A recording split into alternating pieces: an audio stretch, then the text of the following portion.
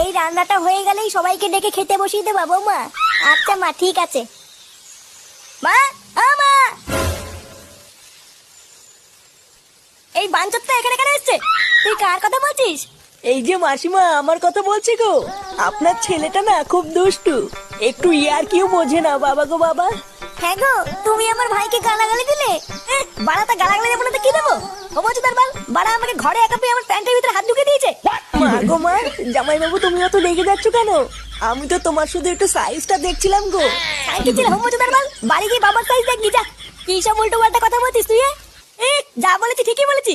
লেওরা আজকে প্যান্টের ভিতরে হাত ঢুকে দিচ্ছে, কালকে তো বলবে হালকা করে পুঙাও মেরে দাও।